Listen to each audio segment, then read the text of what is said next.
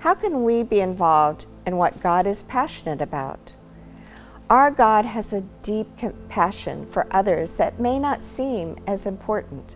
He is a God that deeply loves and embraces those that others have often forgotten.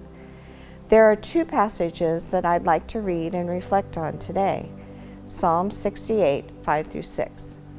Father to the fatherless, defender of widows, this is God, whose dwelling is holy.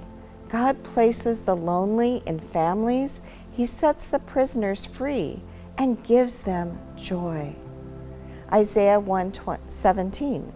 Learn to do good, seek justice, help the oppressed, defend the cause of orphans, fight for the rights of widows.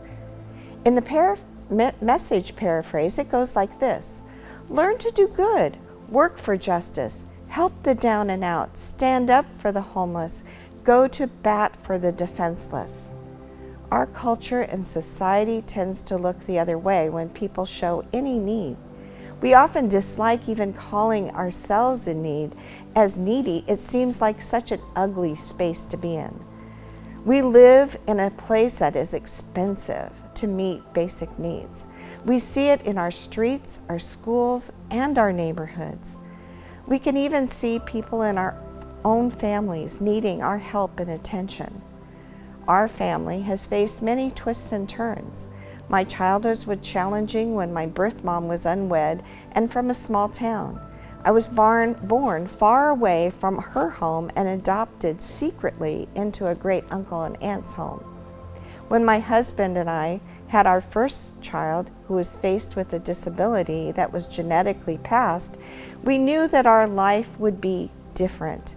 Our lens on how we saw others was permanently changed as we were made aware of the needs of folks who have special needs. We wanted Luke to have siblings, but knowing the chances of having another affected child was a 50% chance, we chose to adopt. We adopted our first daughter from a teen mom who was only 15 years old. We also adopted her half-sister after many years of begging to keep the two girls together when we knew the other sibling was in an emergency foster care. We were finally able to be certified as a foster home and got Kara, who was adopted 2 years later. When Kara was 10, we took in another foster girl at age 10 for the next 11 years. The process of foster care was at times very stressful.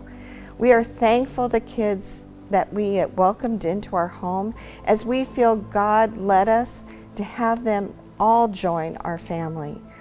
It has been stressful and at times heartbreaking, but in our hearts we know that God cares for each of them in significant ways. I am so thankful that God sees the orphans and the widows.